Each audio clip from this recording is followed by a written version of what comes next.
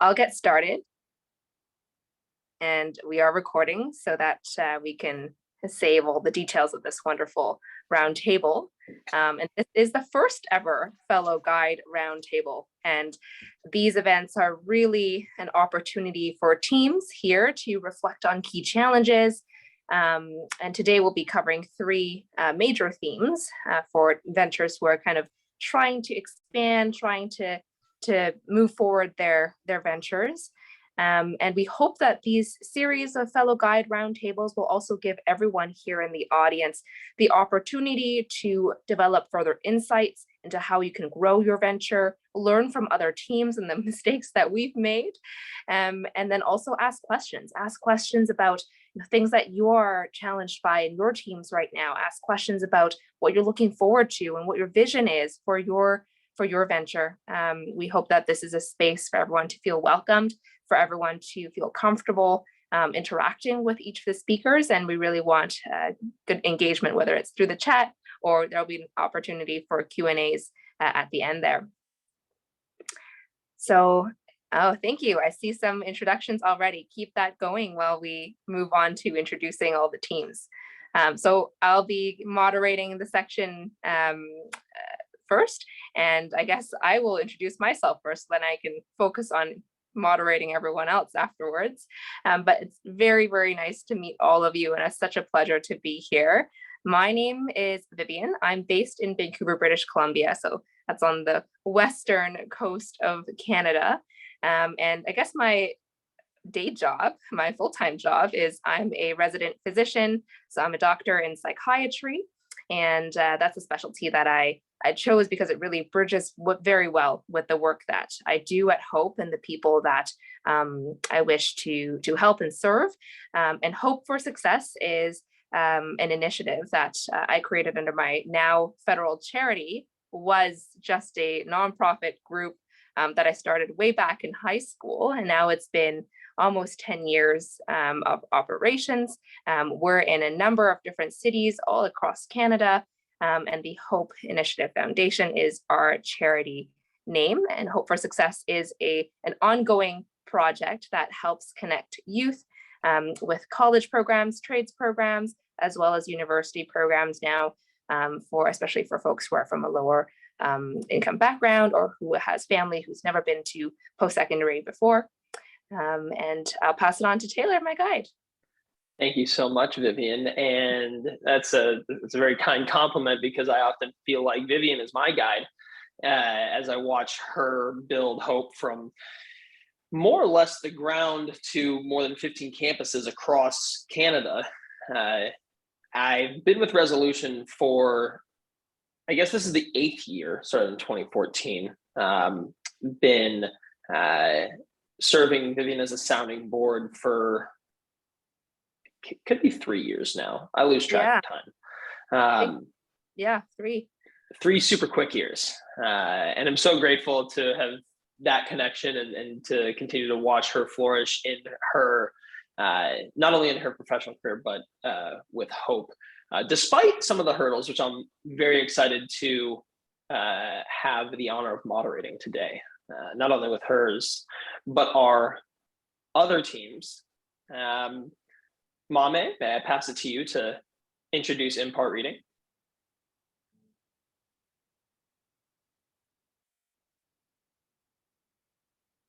Hi, everyone.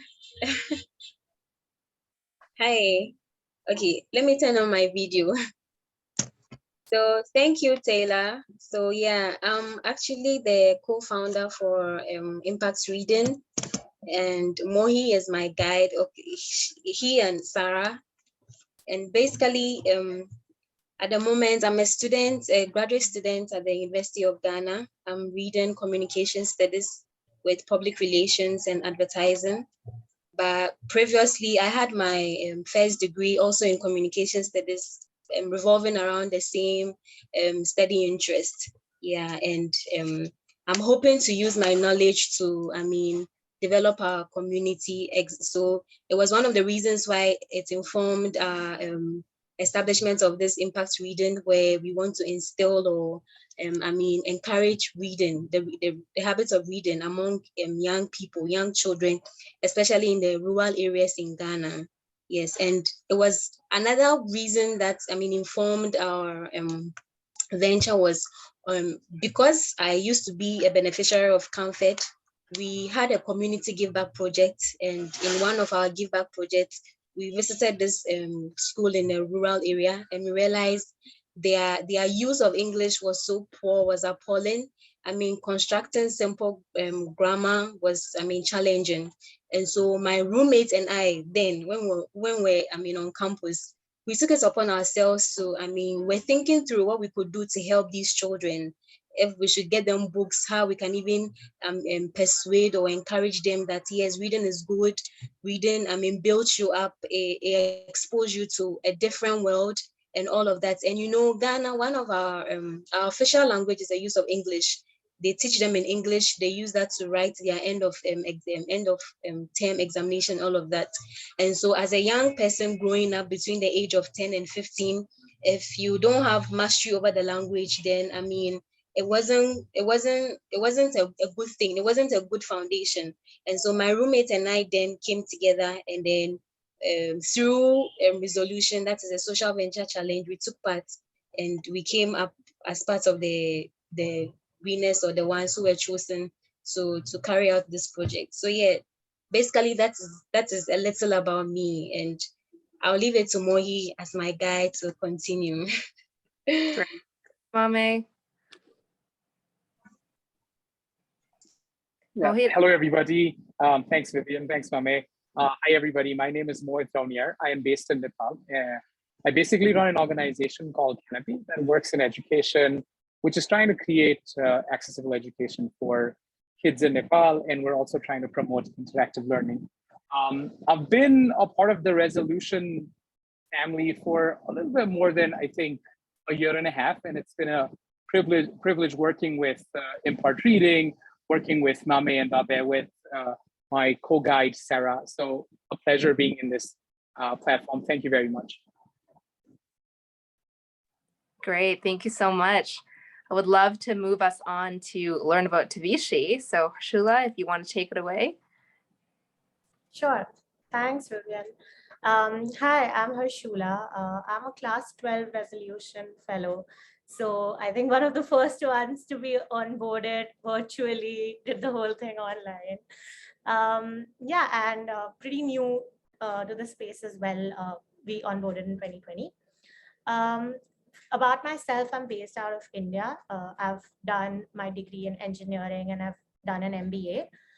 Currently, I'm working as a product manager at Vera Solutions. So even there, I work with social sector organizations to help them with impact measurement and evaluation. And I think that sort of adds on to what I've always wanted to do, which is be in the social sector space. Tavishi is a venture that I've co-founded with Ayan Ray. And we aim to bring more awareness and education about child safety and prevention of child abuse. So I felt very strongly about the issue of children and women's safety in India. And in about 2018, when we were doing all the research, we realized that it is a big problem. There's not, set curriculum in India about tackling all these challenges.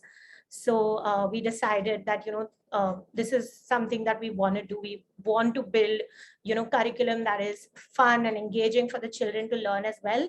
But it also prepares them in case they ever find themselves in difficult situations. So yeah, that is what we strive to do. Prashant is our guide. We also have our other guide, Sanjana, on this call. So yeah, Prashant, would you like to introduce yourself? Good morning, good evening, good afternoon, wherever you are. So excited to be here.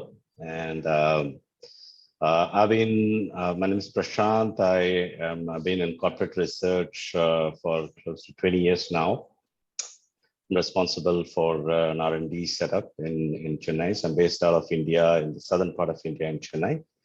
I've been associated with Resolution now close to 8+ years. So this is my second project associated with, and the first one is in Mobile Science Lab, and now this is Tavishi, which is focuses again on education. I'm strongly feel about child education and how, in whatever best way I can participate. I have been participating across in many different initiatives, and I'm quite thrilled to be part of Tavishi, and it's been a fantastic journey in the last 1.5 years or so. I'm quite excited to be part of this. Great. Thank you so much. Thank you to all of our teams for your lovely introductions. It's really lovely to be able to hear a little bit of what all of the teams do, just for context in our discussion, and also lovely meeting everyone in the audience through the chat function. I'm going to turn it over now to Taylor to take us away with some of our exciting questions. Thank you, Vivian. Yes, we've got this now is the roundtable. It's game time.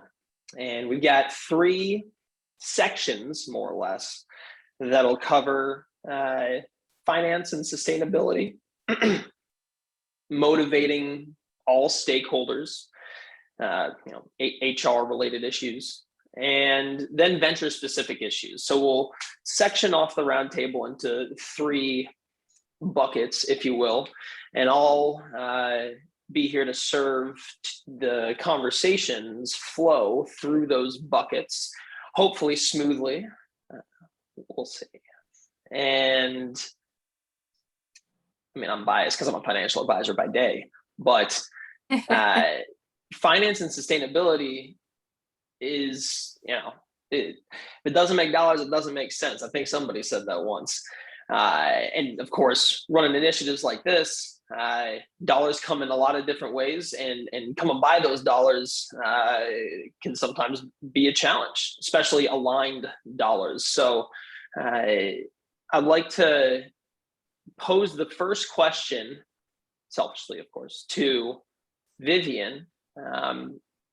In terms of financing the expansion of your team, how have you navigated that process while governing a distributed team, assuming that most of the ventures at Resolution, but certainly the ones here, not everyone's working in the same place. So how have you navigated that expansion, both financially and from a governance standpoint as well? And as things come up, take things as wild as you want to. Yeah, thanks, Taylor. I think it's interesting figuring out how to finance and how to grow and make sustainable a nonprofit or charitable organization. I think the first hurdle really is people's perception of this space. And I think there's a lot of folks who want to move away or stay away from corporation or the corporate model. And there's a lot of folks who are not happy when you bring in even some of the themes or some of the frameworks from that space into the charity space. So I think a lot of the challenge was crafting the language, framing why we are needing to finance, why we are needing to be sustainable through a number of different financing mechanisms. And my team ran into this issue when we wanted to expand really from our one hub to a model where we had federal oversight, so kind of nationwide oversight with hubs in each major city in Canada in order to continue doing the grassroots work and all of the programs that we're running in each local city. We had no problem sustaining the one hub. I think that's easy, and your space well, your community well. But really, when we moved into the national model, it was hard for people to feel connected to the main hub. We tried a simple first step of financing, which was getting all the members to pitch in. So having members who benefit from our services, who are running their local hubs, to do a membership fee of sorts. And somehow that didn't super pan out. And when we looked at it and did our assessments and talked to all of the hubs and talked to all of the local members, some of the themes of this kind of not wanting to get into the corporate model, not thinking that they needed to pay a fee. Like, why would I need to pay a fee if I'm contributing, if I'm serving? And I think that, this is a work in progress, but really the model that we moved towards was more so, well, can we get these members to then participate in nationally run services such that they're benefiting directly as an individual and see that, well, I'm in some sense purchasing or taking part in this service.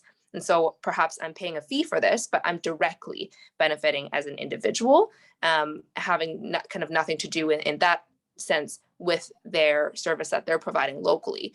And then when they, take part in our Hope initiatives, when they do their programming, they're not paying a fee for that. And I think that then makes it much easier for people to reconcile, well, why am I actually needing to contribute monetarily to an organization that I'm actually serving at? And so we kind of switched up the perspective and the thinking and the model a little bit to make that a little bit easier and more palatable for especially some of our younger members who are joining either at the high school level or the university level, where potentially, even $10 or $20 could potentially be a stretch for them. So that's my simple response to that. But I'd love to hear from some of the other teams as to some of the ways they've navigated their struggles in this area too. I love hearing that idea of just different stakeholders of the business or the venture. They're going to find value in different ways, and that learning process is so valuable of figuring out which stakeholders or what values align with different stakeholders. Harshula, have you seen that learning take place in your venture, or what other challenges in this realm of finance and sustainability have you encountered? So scale versus sustainability is a discussion that, me, my co-founder, our guys, we've had multiple times. And this has happened in like every domain, like be it finance, be it, the way we are hiring people. Do we focus more on scale, or do we focus more on building sustainable practices? Or with our operations itself, do we focus on higher impact numbers, or again, building set processes? And after a lot of multiple discussions, we've decided that, we want to focus more on sustainability, so that once the processes are built, they're not affected by scale. They're not affected by how big or small the organization is, how many people are in it, and all of those things. So like I mentioned, a big area that we have that discussion was in HR. So we've had HR related challenges in terms of most of our volunteers have been college students. And the good thing about college students is that they bring a lot of vigor, great ideas and energy into the organization. But they have exams. And when they have exams, things sort of go on a standstill. And we've had to work around problems like that. So basically building a volunteer program that is robust enough to handle all these changes, that, that is robust enough to know that, okay, the best time to start hiring is 2-3 months in advance. So we've sort of made a lot of errors and realized that's the way to sort of go about it.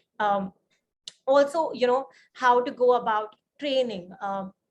So earlier we had a very ad hoc training program, but what we've come to realize is now we need a more structured training program. That realization has led us to sort of, increase the term that our volunteers stay with us. So earlier our volunteers would stay with us for about 2 months, but now we've realized that in order for us to train them well, for them to, get a good exposure, get, to do good work, get to attend our workshops and, see work that happens at the grassroots level, they need to be with us at least for 4 to 6 months. And all those discussions, they end up in sort of building this culture, which we've not yet defined, but we're still in the process of like making sure that, we drill all these values into our volunteers. yeah, so that's for us. Sure, I love that.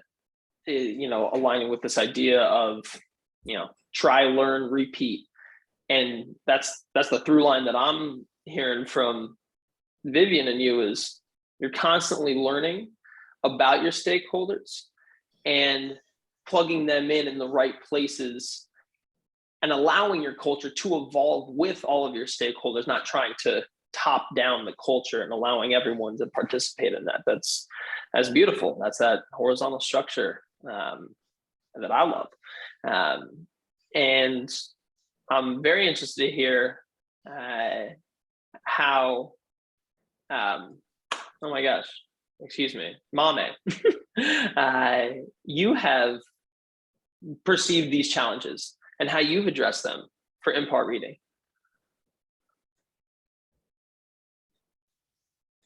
Oh, Mame, I'm sorry, I think you're muted. Yeah, sorry. Is it better Now you're now? rocking. You're good. Yeah, thank you, Taylor. So for us, first and foremost, our project is still not really in effect now because as we stated earlier, COVID came, this global pandemic really changed the economic trajectory of almost every country's economy. And it greatly affected impact reading in the sense that, the initial budget that we had submitted to impact, and we've already received the first funding and everything, it came in all right, but we realized there was serious change in price. Okay, so maybe what we budgeted for to be like $1 now was being sold at $2. And so we needed to spend more time to restructure our whole budget to so it could fit the amount of money that we have received. Eventually, when we were able to restructure our budget and everything, now we had the issue of having contractors or having people who put together the materials. Okay, so because you were not really paying them as and when they wanted, they were being a bit lackadaisical with the whole work.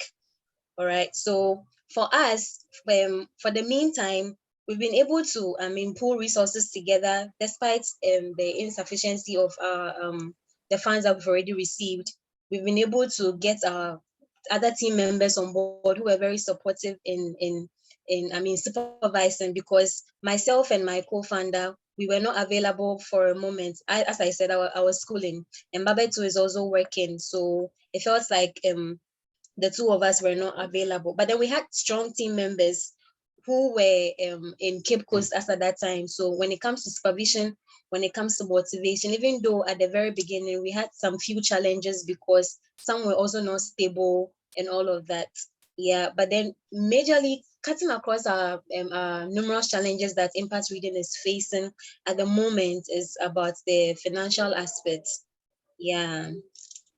I think maybe moving forward, when other opportunities come, we might talk more about the other subliminal challenges that we are facing. But for the meantime, the price hikes due to COVID greatly affected impact reading. And so because of that, even though we have received the funding and everything, our project is not fully in operation because of that. Yeah. Oh, I mean, Mame, thank you for sharing that, because that's something that's hitting, all sectors of all economies globally right now is price hikes for input costs. Vivian and Harshula, how have you perceived changes, or I guess really it's supply shifts in your input costs for your ventures, and if so, how have you addressed those?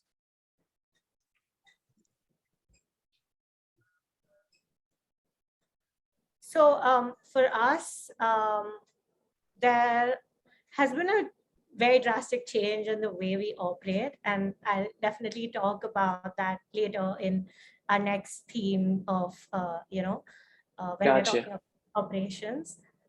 So that's not a challenge, luckily, that we've faced, but we've faced a different sort of version of that challenge. Gotcha. And Vivian, is that kind of the same for you, since you're not, technically you don't have a ton of like physical goods that you're purchasing for your venture. Is that, does Yeah, that cross into your budget as well? Yeah, we're not really a products-based Right. service, Right. but we do have some of our programs impacted by the rising cost of goods. So for example, we are in partnership with a number of school boards in British Columbia, in the province of British Columbia, where we're actually setting up STEM libraries. So what these are, they're parts of, well, hopefully will be parts of school libraries where children and youth with neurocognitive differences, so things like being on the autism spectrum or ADHD, can go to that portion of the library and access stimulation toys like fidget spinners or a number of different kind of concentration tools to be able to help them with their schooling, with focus and attention. This is a major project we've won a $50,000 grant for, and so we've budgeted ahead of the rising inflation costs for a certain number of goods, and now the amount of goods that amount is able to purchase has slightly changed. And so now it's a matter of, for us, communication with these school boards, working together to see if we can potentially raise more funds from just grassroots fundraising and from the school boards and donations to meet the required amount of products that we've discussed previously, or if there is now the recognition that, okay, well, this needs to be a compromised situation. We're going to then have the STEM libraries with, let's say, only the 80% of products that we're able to now afford. And so this is definitely an ongoing conversation that we're trying to navigate and trying to figure out, well, what is the compromise, and the solution may look very different for each school even, or for each school district, depending just on their circumstances and the available opportunities to raise additional funds. Very cool. Well, while we're on the topic, because before we move on, Harshula, I know that that you've gone through a big operational change, and I'm very interested to hear about how you've navigated that. I wanted to actually hear from Prasanth on, when that price hike was happening for input costs for in-part reading. How did you address that challenge with your fellow, with Harshula? To put you on the spot, of course. Sorry? Simply to put you on the spot, of course. I think, yeah, I mean, many challenges, particularly when they started, and it's been a very difficult subject as they've taken in, and then how do they going to introduce, and how do they going to reach out, and that's so that's one of the things which. And then the situation in terms of pandemic really didn't help them. But what was interesting for me is how both Harshula and kind of used that opportunity to actually convert more into online and able to reach out and things like that was, and then they could able to do it successfully because they built things modules, and then they worked through their way and kind of did that. So though there were challenges in terms of the pandemic, but they used that as an opportunity. For me, it was very heartening to see, because it's always you're thrown at the challenge and you find it difficult how you're going to come out of it, being this is the first challenge that you're getting in. But I think they have done exceptionally well in terms of coming out. In terms of your question, more is in terms of the cost structure, is it? Oh no, you answered my question just in terms of how you addressed that first big challenge. And it sounded to me like you were just more or less acting as a sounding board and a cheerleader as those changes were happening to focus on the learning that was happening during that season. Is that fair? Yeah, I think for me, is what was very heartening to see is every challenge you see that as an opportunity, And I think what the fellows were able to see that as an opportunity, not really get bogged down by the challenges that is in front of us. That to me is very, very heartening, which also feels to me is how deeply they feel about what they're doing. And because if you don't feel about so deeply about that, it doesn't come easily. You always can find reasons saying that, oh, this has happened, therefore I'm kind of stuck and things like that, where really any of that conversations nearly never happen. So it's more about how do we work around, how do we work through this situation? Can we try this? Can we try that? I think we're open for suggestions, willing to try many things. And obviously, I think when we started to try and a few things start to click, and I think that's how I think it kind of took off. And in many ways, the challenges was well addressed in my opinions. Beautiful. And Mohit, I'd also like to pass it to you, as you're working through these challenges of the price hikes with Mame and Impart Reading, how are you guiding Mame and her venture during the season? Yeah, I think this entire situation was such a tricky part for everybody, I feel, and especially for Impart Reading. The COVID and the recent economical crisis has sort of given us a perspective that, it's also a great lesson for everybody that, things do not go as planned. But I think what Mame and Babette have done in this period of, first surviving, because I think that's one of the most important part, surviving through it. And I feel it also, like the shift that we saw because of COVID, because of this economic crisis that brought, and that change in that prices, I feel adjusting the funding, that I think created some trade-off between the quality and the quantity. Obviously, that was something that the team saw, but I feel that survival was there. And now with some form of stability coming in, I feel in the future, it's a more outlook towards how the team can sustain. So I feel initially, I remember having this conversation and the team was, sort of scared. I think that's a word I can probably throw around, but the way they sustained, I was just doing the cheerleading part. It's Mame and Babette in the field who are actually doing that. So it was really interesting to see that both of them sort of being relentless in this aspect and still going through is a great example of how situations that you never expect still can be navigated through. And just like you said, Taylor, I think it's about trying and learning and repeating. It's the same approach that we're doing here at Impart, and that's sort of working out. So yeah. That's beautiful. And it's certainly scary to have to take a step back, to receive less funding, to bring the program down in size because of external factors that you had no plans, or that there was no plan for that. And learning through that process is, downright terrifying, especially for your baby, your venture. It's a beautiful thing as an outsider to watch all the fellows navigate through those seasons. And I will take this opportunity to transition us into the next bucket, because it goes along with this theme. Even when things get scary, how do you motivate and engage your stakeholders, whether it's co-fellows, co-guides, the fellows and their ventures teams? How do you keep motivation alive, especially during, or in a post-COVID world?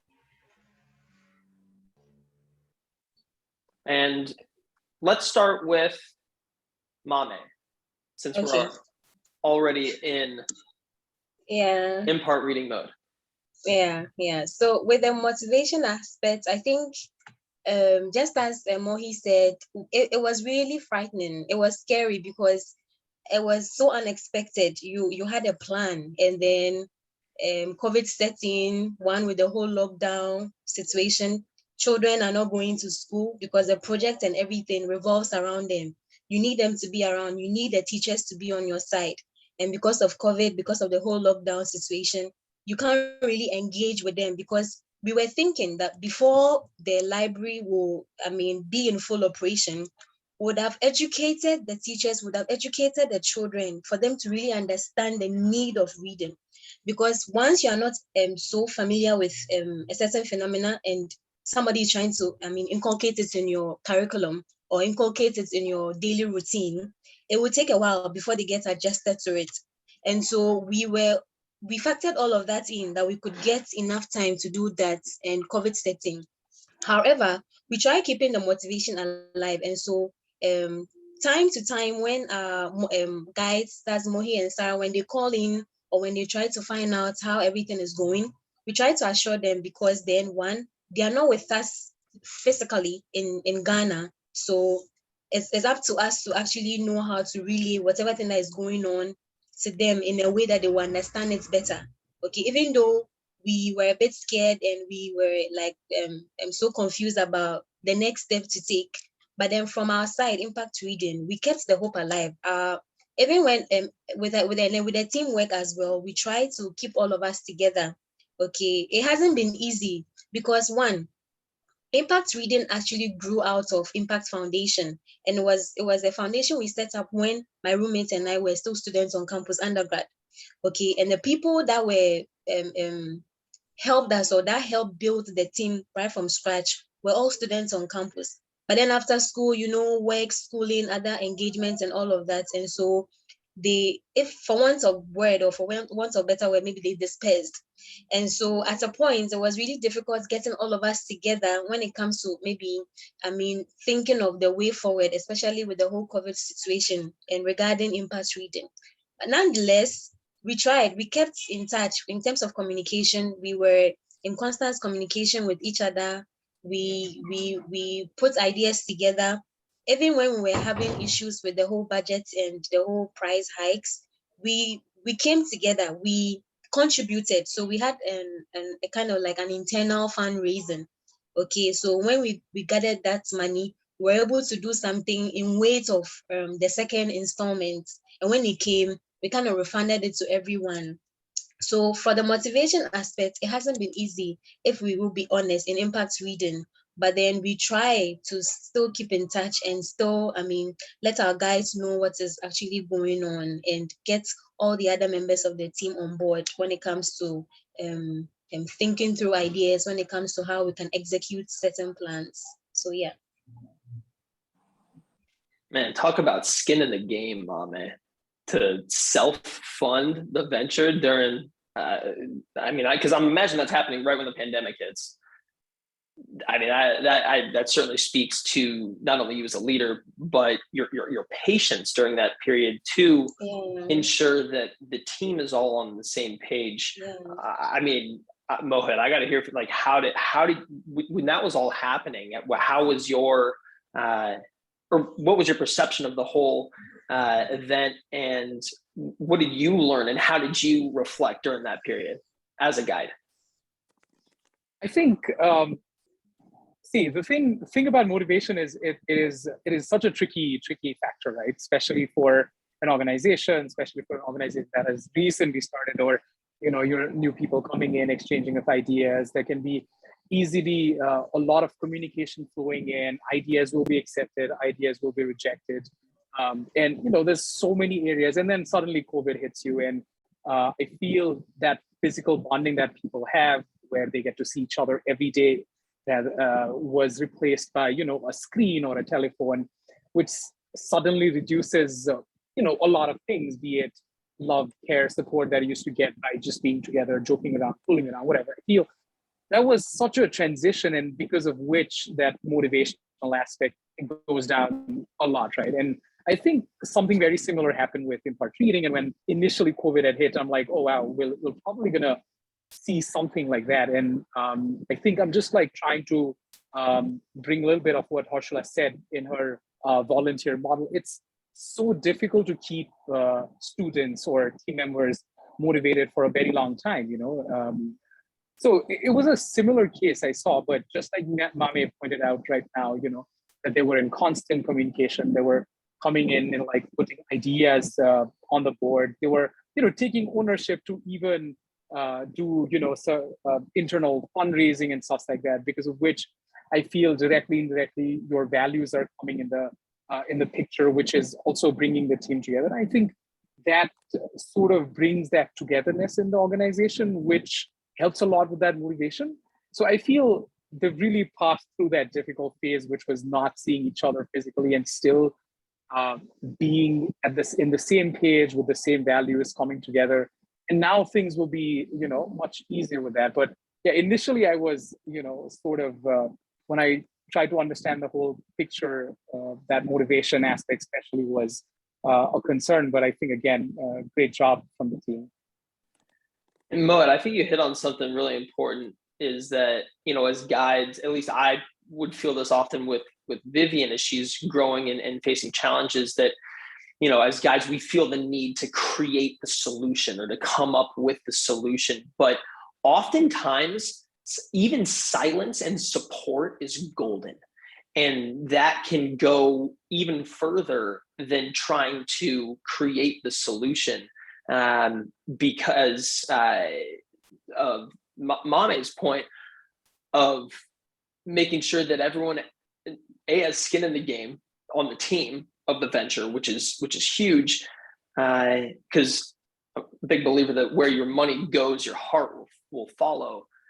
But also that you're patient with all of your stakeholders, whether it's venture specific or the clients of your venture, to figure out what the best communication channels are. And so, as Mame and Mohit were sharing all that, I'm sorry, Harshula, what comes up for you in terms of your motivation challenges with your stakeholders over the last few years? So there were two. One was external, with all the collaborations that we had and the people that we want to impact, and then there was internal. So I'll start with the external challenges first. So I mean, when we entered with Kavishi, we knew that it would be like tough, because we're very young, we're very new, we have very little credibility, and then we aspire to work with schools and well-known NGOs in India. So it's very tough for them to take us seriously. And then what sort of also made it difficult was the fact that we were dealing with a very sensitive topic like prevention of child sexual abuse. So what we noticed when, we would sort of talk to all the people that were interested in working with us, everyone was super interested, but they would all say that, oh, is there something else that, you could cover first, and then we'll probably move there. And we were a little bit confused in the start, but then we sort of went back and we were like, okay, let's try to understand where they are coming from. And it made sense. So, those NGOs say they have children living in their shelters. And then a new organization walks in and starts talking about a very sensitive topic. The children will find it very tough to open up to us. And it won't be the best way to go about it. While we were, sort of figuring it out, we were like, okay, what else then, can we include? So lockdown had hit, and most people were online, and crimes against children online were increasing. Cyberbullying and all of that was like way up the charts. And we realized, okay, that's probably a good space to start. We could, build a module on internet safety awareness.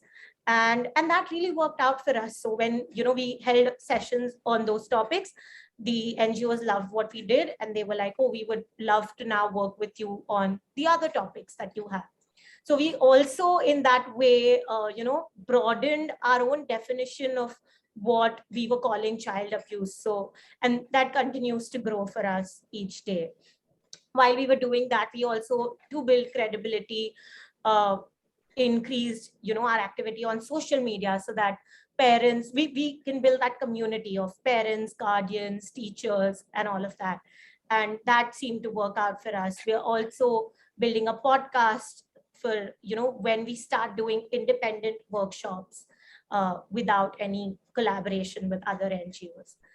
So yeah, a lot of building of stuff, which I hopefully think will, give us returns in the coming years. Now, coming to internally motivating the team, like even Mohit agreed, right? We have college students and now we want them to work with us for a span of 4 to 6 months. We're not paying them. How do we make sure that, the cause, yes, it's motivating, but it's not, there can be dips. How do we make sure that they're constantly motivated? So the very little things like appreciating the work that they have done on a public platform in front of the entire team. Whenever we did that, we saw that, they would come up with more ideas, making sure that the time where there wasn't a lockdown, the team met as a whole, and, there was collaboration, there was communication of ideas, and that really helped. So yeah, you just have to find little ways that, will help your team grow and trust each other and build that bond. Yeah, I mean, on both of those, and it's so funny because some of these things are happening in my professional life currently, and so it's wonderful to hear them reflected in your world of patience. It's patience with stakeholders when they're not receiving your you have a North Star with your venture. And when you get to the table, especially as a young person, right, with, I don't want to say little credibility, but limited credibility simply because of your shortened lifespan on Earth relative to others. That's all it is. It's brutal to see that North Star, eclipsed, and that patience that it takes to find a space where both can shine light on an issue and meet others where they're at, meet stakeholders and clients where they're at, meet your internal team where you're at. All of that, to me, exudes patience and willingness to learn with others, which feels like the big through line of this conversation. Prasant, how do you feel about Harshula's response, and how was your reaction during this time, and how did your sounding board evolve during that time? Well, I think one thing I think one should also recognize that as humans, we all go with certain assumptions to start with. Okay, in this case, okay, this is a tricky subject, and therefore it has to be done, face to face and things like that. These are assumptions that we make for ourselves. And then you go with that assumption, and suddenly, the external situation changes, and you are forced to rethink about everything. So the question is, how do you keep motivated in a situation like this, where your complete idea is kind of turned around in 180 degrees? Now, I think one of the things I personally feel that what kept going is the high level of energy. I think both Harshula as well as I carry, along with, of course, the Sanjana. So when we discuss, it's not just about they go down because something didn't work. I think if you carry, you strongly feel, and you carry a lot of energy in you, I think it automatically motivates people with whom you're working, be it as a guide. So they carry so much of energy. So you are trying to help them out in what best way you can. And because they are the one who are really facing it in the field. And then they also have to motivate a bunch of volunteers to come in. So it's as individuals, I think it's very important for people who strongly believed and taken this venture. It's important for them to carry that energy and sustain it for a longer period of time, irrespective of the external conditions which they don't have control on. I think that, to me, is the shining one, which probably helped to come up with new ideas, keeping people motivated, whoever came in, irrespective of came in short time, long time, things like that. But I think everyone was motivated, because there are, even if you have a bunch of people, even if one or two individuals who are very strong motivators, who have strong energy, who strongly feel for the cause, I think they keep a lot of other people going. So at least that's how at least I could read it. That's the that's the opposite of the limited experience, is that energy. And I know that, from my experience with Vivian, but just interacting with you, Harshula, and Mame, like the energy is through the roof. So, I mean, on behalf of everyone in Resolution or Evolve Resolution, we're grateful to y'all for your energy, bar none. Of course, Vivian, I want to hear your reflection on this topic. Yeah, sure. And I totally agree with everyone who's spoken so far. I think there is little things that we could do, like public praise, to more kind of foundational pieces that are important for long-term sustainability, such as what Harshula was saying, in finding people who are already motivated and kind of spreading that passion around. I think something that I noticed and have developed over time of the many years I've run my venture, is the importance of hiring for a good fit. And I think everybody talks about this. You hear big companies talking about this. It's kind of like a hype item in many ways, and has been for a long time. But I think for our Hope, what tangibly that means for us, and I use this hiring approach for everything that I do. So for filling spaces in my research lab, for bringing people on to other clinics and teams that I manage, I personality test everybody. And maybe we can take this with a grain of salt, given I'm a psychiatrist, but we found it to be super, super important, and actually a really big game changer for us, in that when we hire people into our teams, we make sure that they have both the cultural values and the moral values that align with the existing folks, but also the right collection of personality attributes. And what I mean, and it's something simple to talk about as an example, is the Big Five or Ocean. And maybe some of you have heard about this, but there are traits such as openness to experience, conscientiousness, agreeableness, neuroticism, and extroversion. And so you test people on even these 5 simple scales. Someone who's super open to experience, or if your organization is something that requires people to be open to new experiences, let's say it's super novel, or you're trying to disrupt a space that hasn't been disrupted before. Well, I think it's really important that the people you bring on are all open to new experiences to some degree, that they're not going to give you pushback from within the team. That's the worst. That's like fighting with yourself. For example, at Hope, we try and hire people who are quite disagreeable if they're assuming a director level or a higher level role, and people are saying, well, like, do you want people to fight with you all the time, or like, what, do you want a lot of conflict? And no, like, the whole point about people who are disagreeable, you can be disagreeable and polite. I'm disagreeable and polite, or try to be, but really what that means is you will have somebody who stands up for what they believe in. Let's say you have a leader who's saying, well, I think we should do A.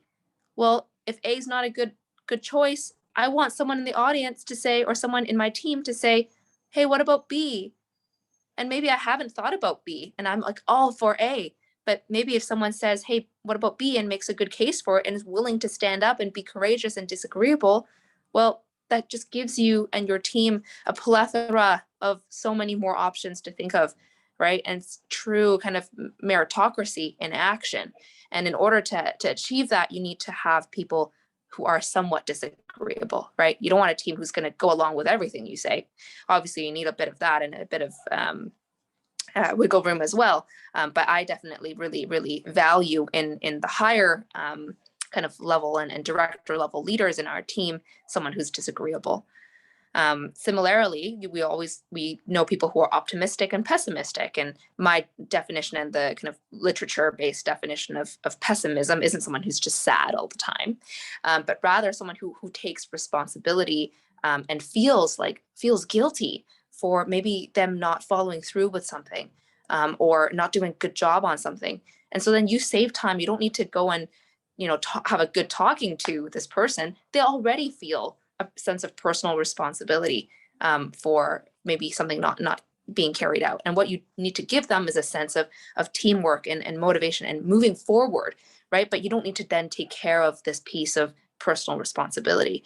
And so that has incredibly changed the game for my team, because now I'm not spending my time talking to people about, how we can improve and oh, like, why didn't this go well? People are already volunteering. Oh, well, this didn't go well because maybe I dropped the ball on this, or maybe we didn't do well, in this aspect of marketing, and that's why we didn't get enough people and such and such. And there's already a plethora of ideas coming out if something doesn't go well, right? So that we can use those pieces of information to assess and do our analysis, and then to improve on for our next programs and our next services.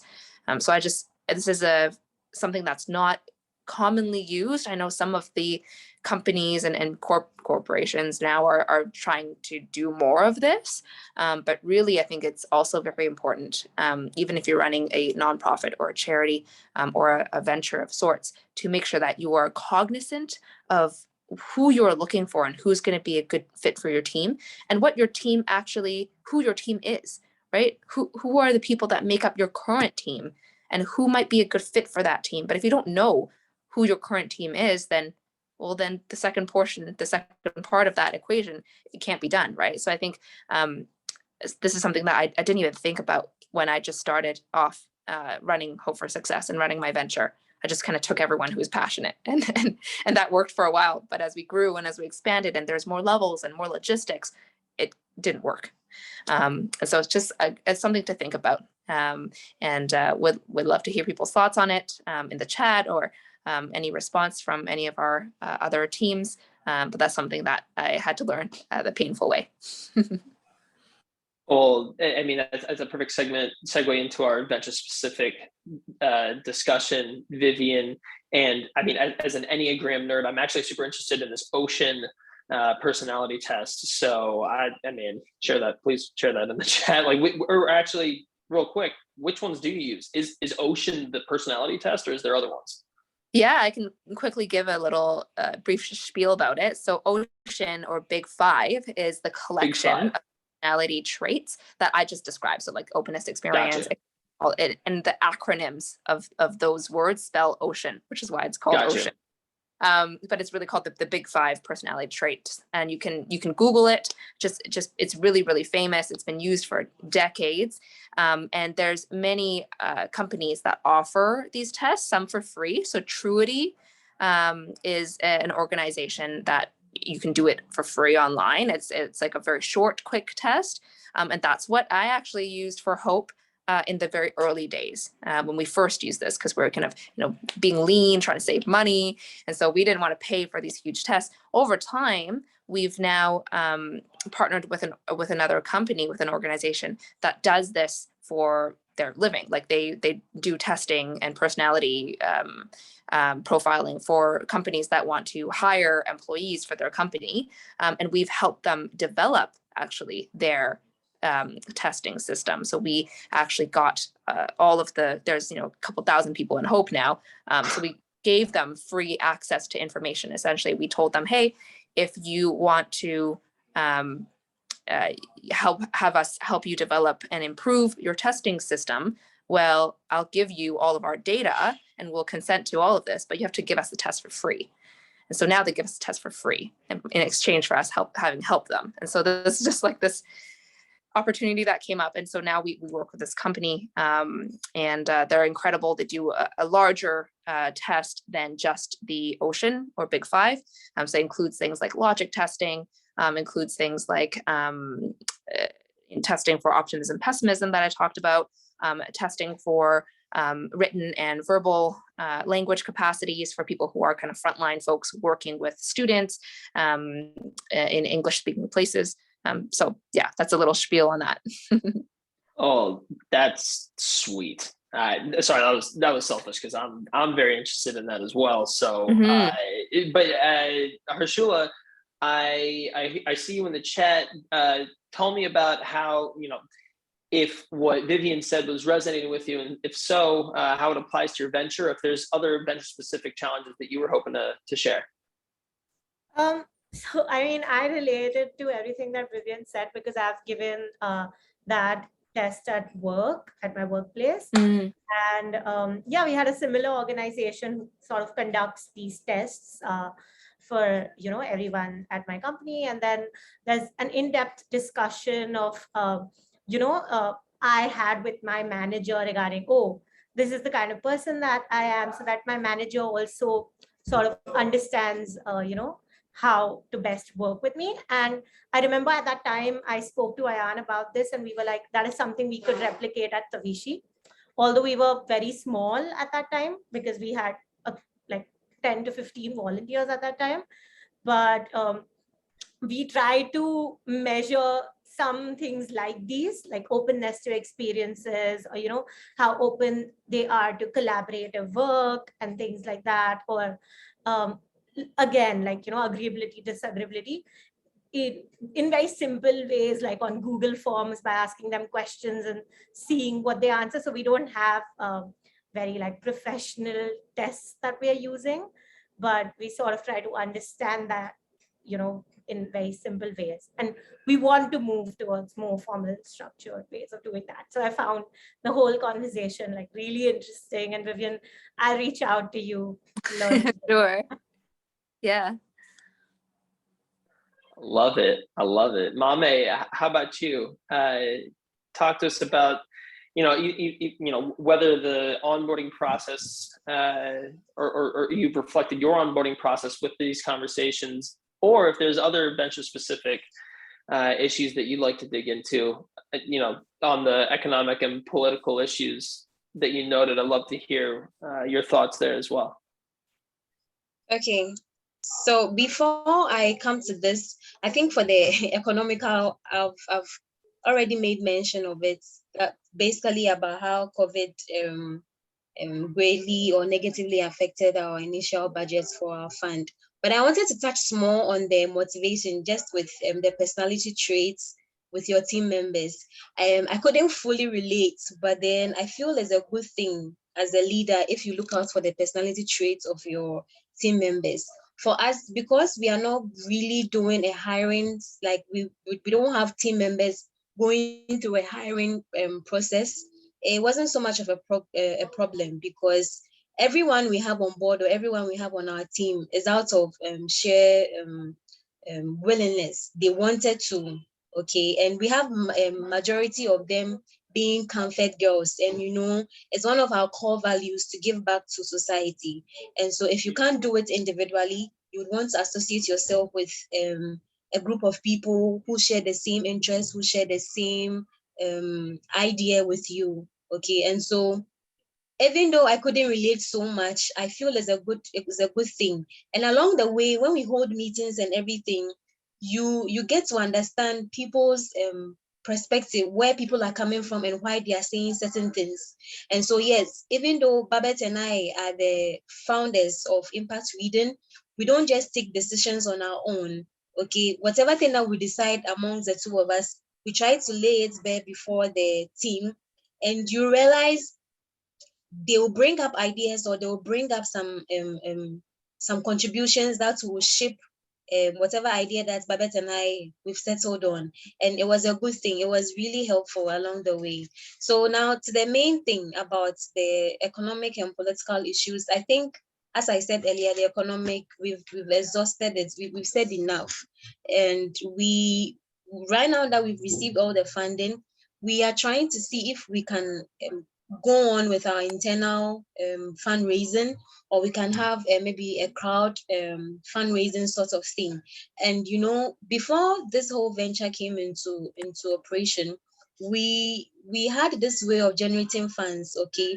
We made t-shirts. We were selling t-shirts with an African print design, something like it's been embossed on it, and it was beautiful. So usually when we are going out for community services, we try to either wear that, or we made a t-shirt for members of the foundation. And so once you make purchase of one of the t-shirts, you are indirectly contributing to the project.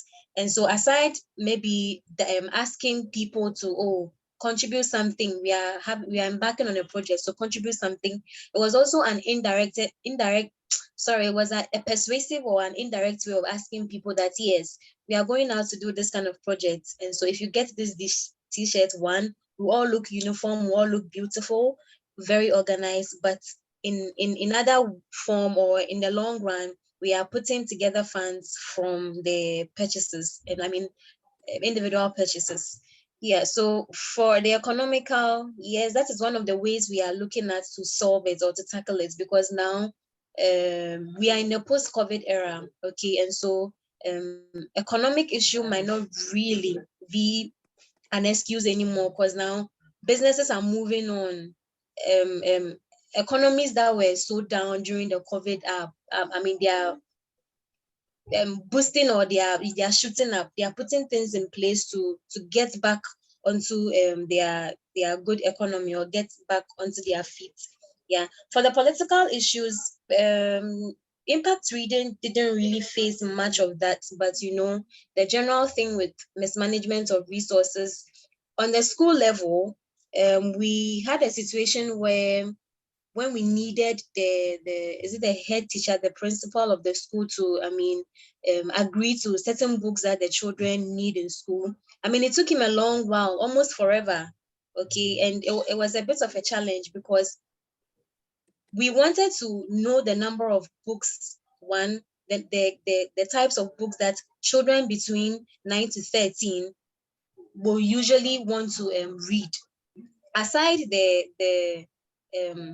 the other non-academic materials that we wanted to expose them to, we also wanted to make sure that whatever thing that they are reading at the end of the day is within their academic curriculum already. And so it's not something that is out of the box, entirely different. And so we went to the principal of the school. We needed a list of the books that would be good for the children. And he delayed us for a while, but eventually he obliged, and then he helped us greatly. We consulted other teachers in the school who also brought up ideas on some titles of books that they think will be good for the children. And so we've noted all of that down. When we eventually get ourselves together economically, if I should put it in the right word, or if I should use the better word for it, if we get the funds that we need to continue or to finish up with the project, we want to look into the types of books that we'll get for the children, and other reading materials. So yeah, that's the little I can say for the economical and political issues for impact reading. Yeah, dealing with bureaucracy, whether it's a principal or otherwise, it's crazy. When I was in high school, I volunteered with a nonprofit, and we did the same thing. We made T-shirts. We spray painted like a design on bright pink T-shirts, and sold them to like hundreds of kids at the school, and that's how we funded all of our operations. Yeah. I'm gonna be selfish, and well, actually, no, I'm not. I've been too selfish on this call already. I'm gonna kick it to Harshula to talk through, her big operational shift. But before I do that, I'd love to hear both fellows, both other fellows, share ideas on, that financial sustainability piece of your organization, and whether that idea of a social enterprise, right, some income generating model within your venture to mitigate the exposure to donations to make ends meet, if you will. So Harshula, without further ado, I'd love to hear your big operational shift, how that learning took place, and how you overcame those hurdles. For sure. So, firstly, I'll answer your question, because that's what was happening at the same time. So currently, Tavishi holds the workshops that we hold for children and parents and teachers for free. And both Ayad and I had this mindset that, we need to charge a nominal amount because we need that recurring flow of income coming in.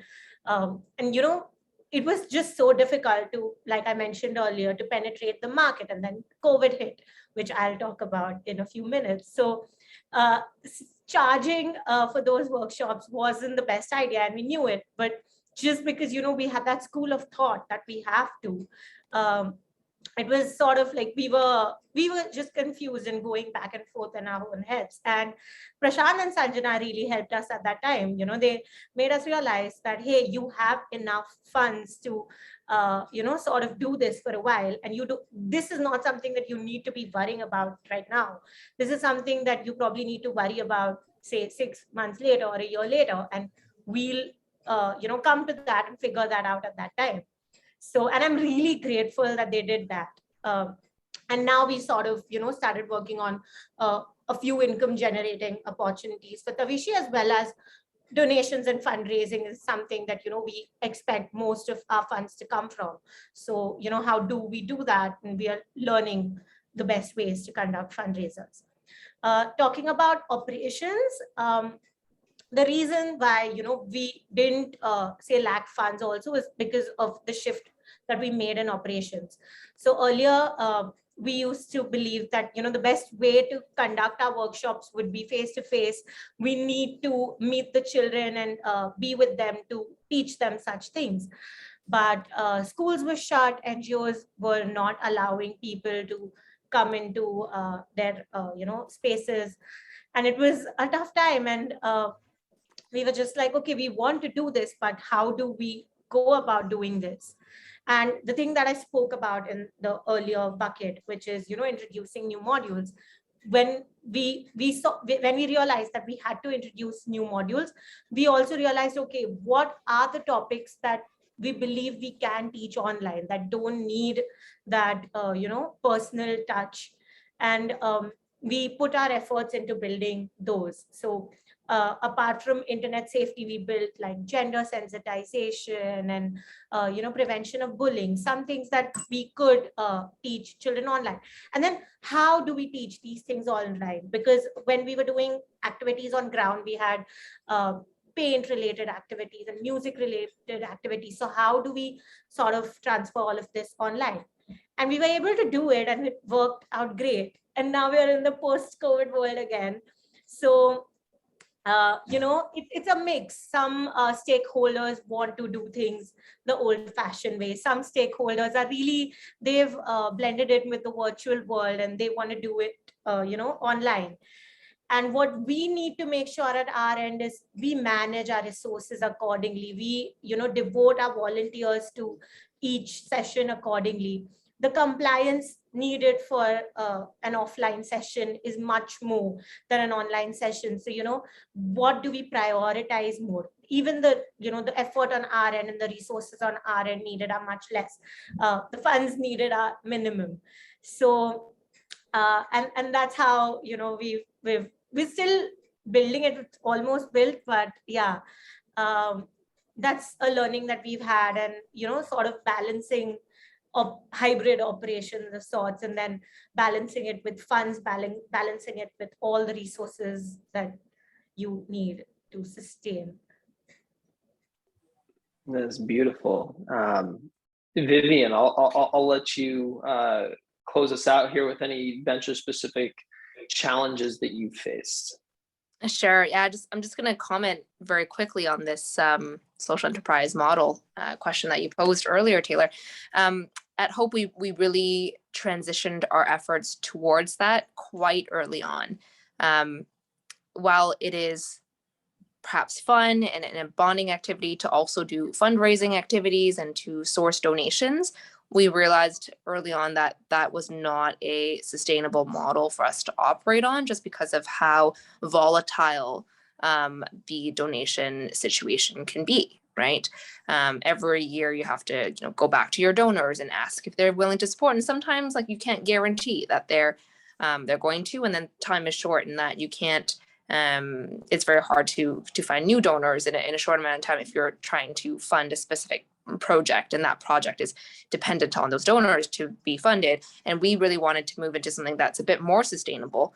And so that's why we moved into this, the model that we have very early on, in that all of our services have some direct impact for participants, and that those participants who are coming to those programs, even if it's $5, are contributing, if they're able to, and we have waivers for folks that are not able to contribute monetarily, but this helps to keep that operation alive and well. And so oftentimes we have that individual program self-funding itself. And so that is really what we want to see, because, well, I don't have to worry about sourcing money from another part of the venture to then fund this part of the venture that's not making money.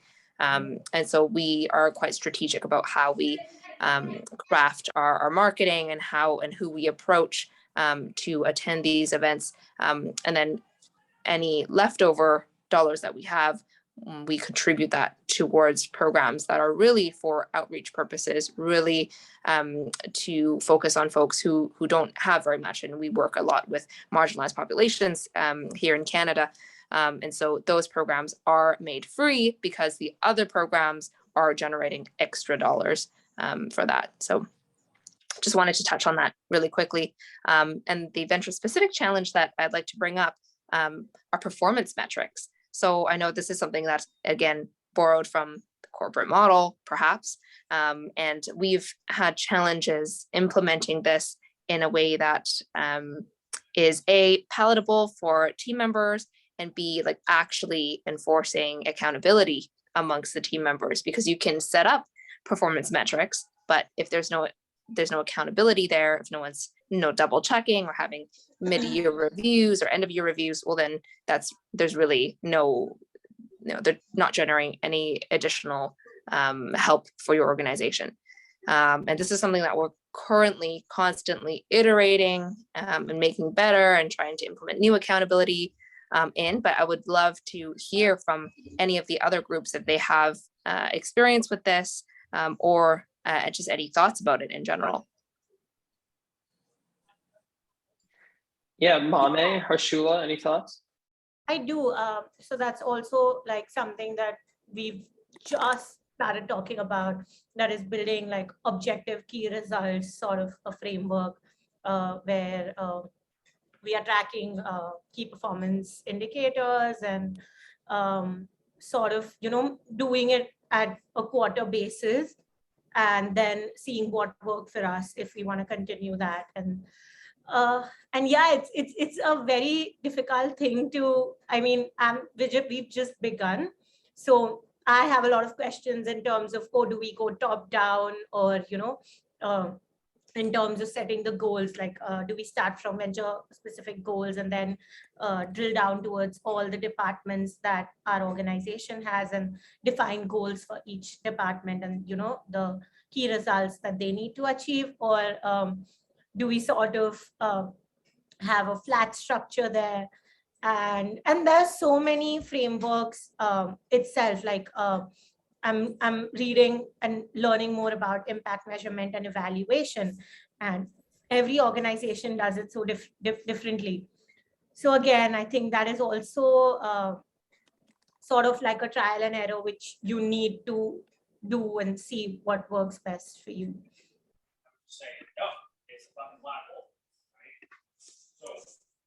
Oh, excuse me, Mame, how about you? Any thoughts on venture specific challenges? Not really. I think I've exhausted most of my challenges. Yeah, most of them. Beautiful. I would love to hear from you, since I've got you on the spot already, and then rotate to the other guides and the fellows. Fellows and the guides. What's one thing you learned today? And while we're all sharing, if anyone who's in attendance wants to throw additional questions in the chat, we can pose them to all the guides and fellows, or if you want anyone specific to answer a question, please do throw it in the chat and I'll pose them around. But Mame, one thing you learned today. Okay, thank you, Taylor. So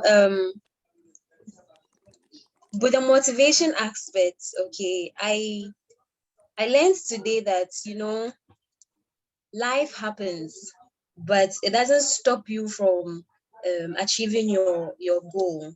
Okay, and so yes, you had a whole structured plan, you had a whole structured goal, but something happened. You don't have to, keep brooding or keep wallowing about it.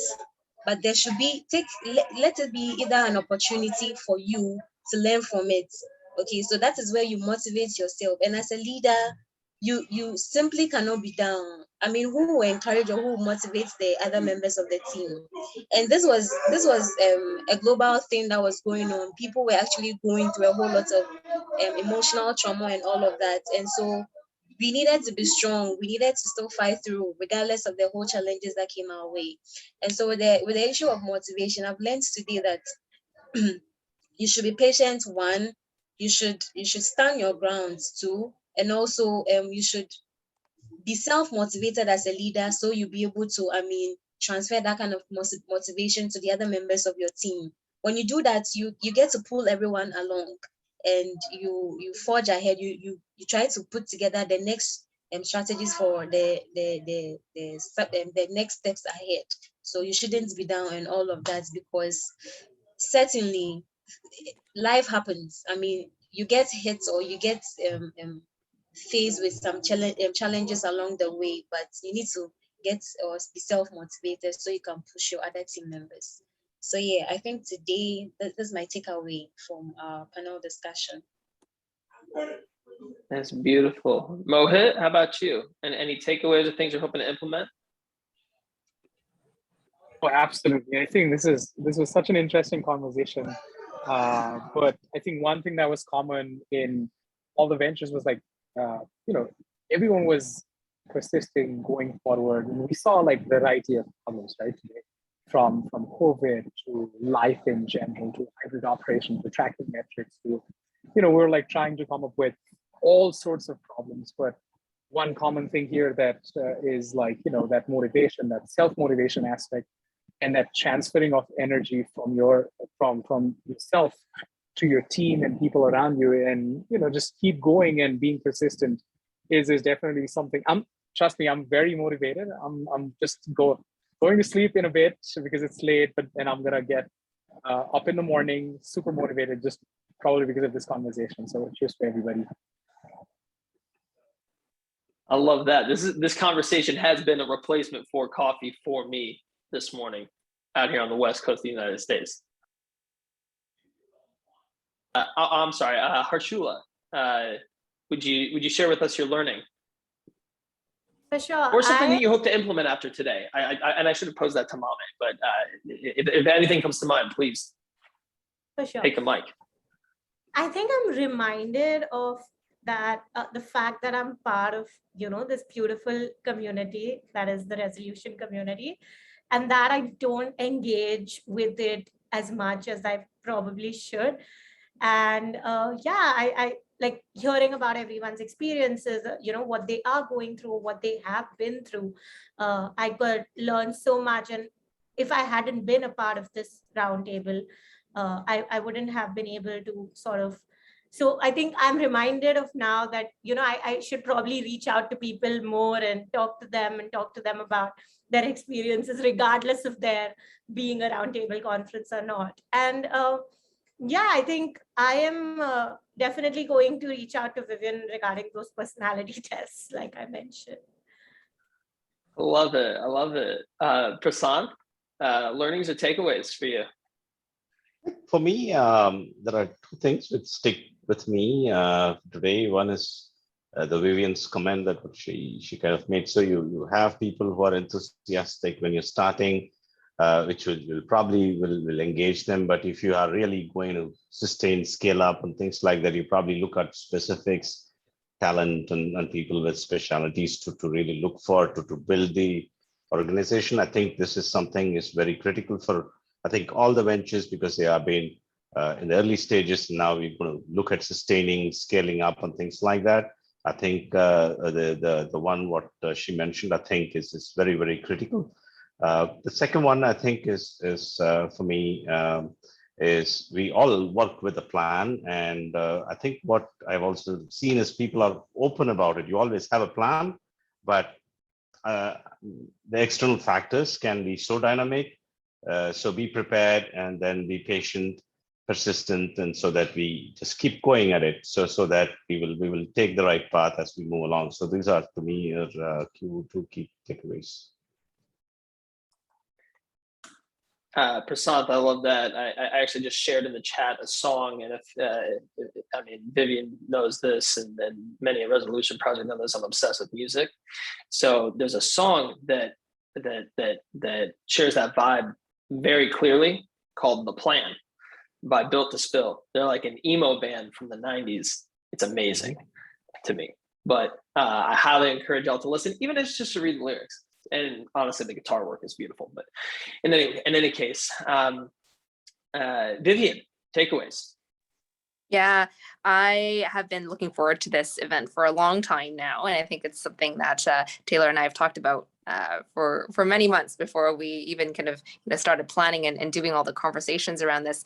I think my major takeaway is really how important it is not to operate in the space alone and not to operate in a silo. I think it's really, really important to have peers in the space who are in a similar position as a founder, as someone who birthed this project, their project, out of often nothing, like often out of scratch, out of just an idea.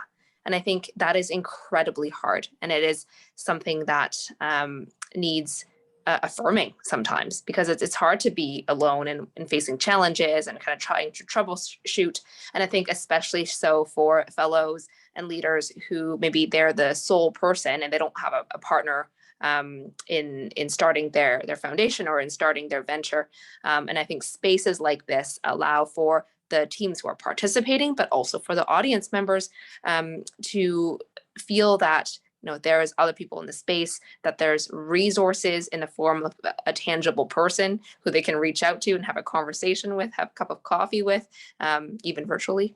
And I think that it's really important to learn from the challenges and mistakes and learnings of other teams, potentially teams who are, a little bit kind of a few years ahead of where you are and where you're hoping to go. In the same way, learning from teams who are just starting out and maybe recalling, some of the mistakes that you made when you just started out. And there'll be opportunities, I think, for everyone here to start a new venture in the future and to start something else, a passion project that they want to embark on in the future. And so I think all of these learnings have been taking notes, and so has been helpful for me. So I think that's the main takeaway: is you're never alone in the space, and Resolution offers a beautiful platform to bring people together. Thank you, Vivian. Apologies, y'all. Had to get my daughter some ballet slippers because it's time to practice right now. We'll be back on camera in just a sec. And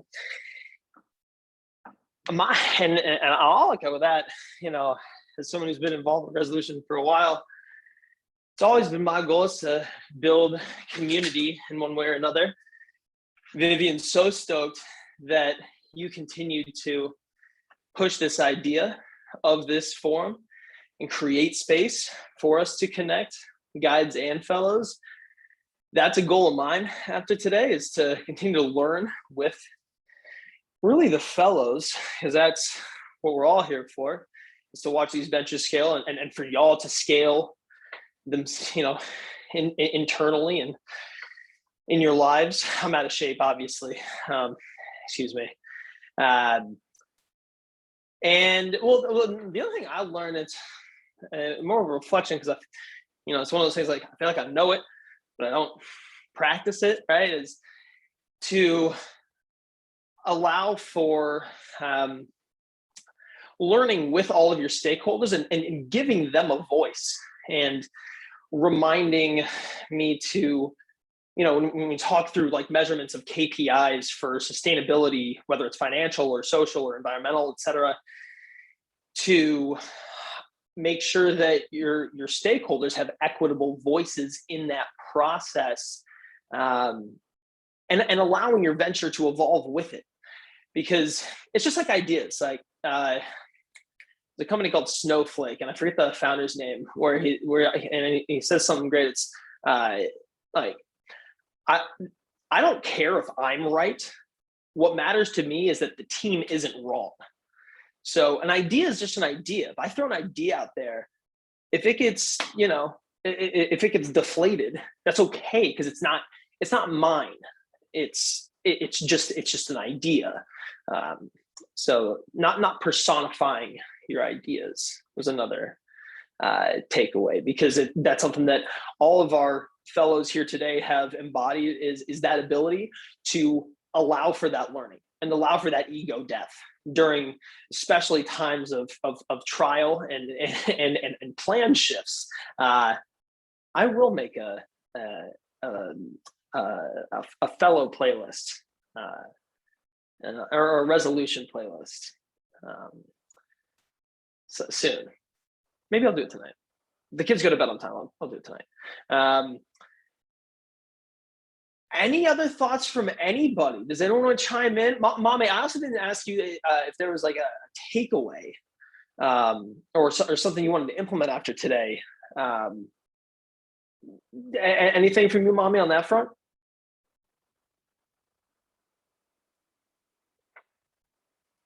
And if that's a no, that's totally cool.